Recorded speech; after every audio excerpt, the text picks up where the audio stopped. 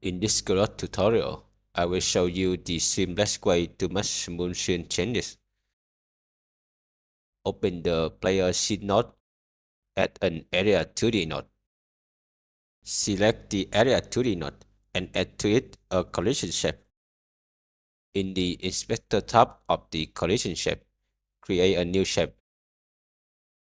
Open your map scene node, add an area 2D node, and repeat the previous step.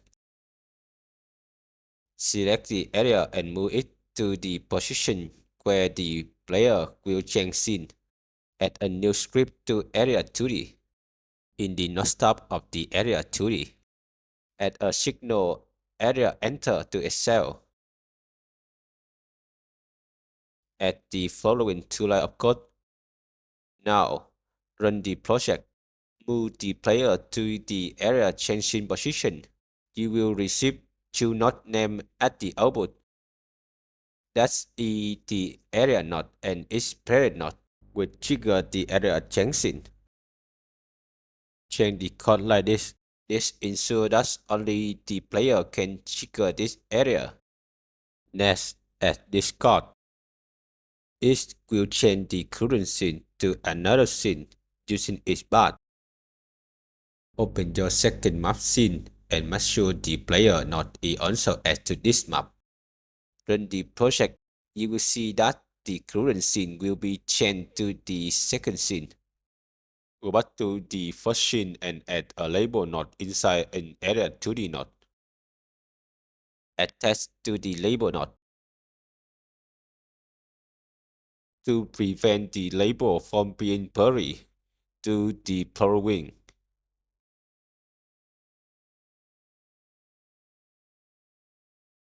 Next, edit the script of the area 2D node like this.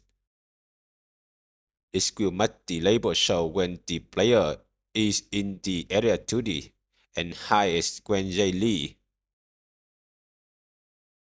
You can run a test to see how it works.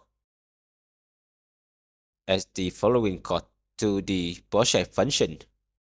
This ensures that player can only press enter to switch scene when the label node is visible. Run a test to see how it works. Open your second map scene. Add an animation player node and a canvas modulate node.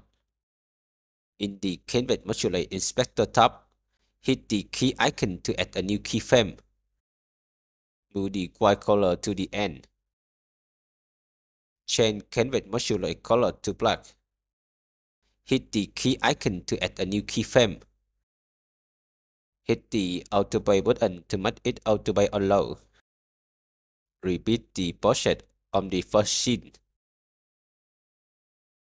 Let's back to the area 2D script.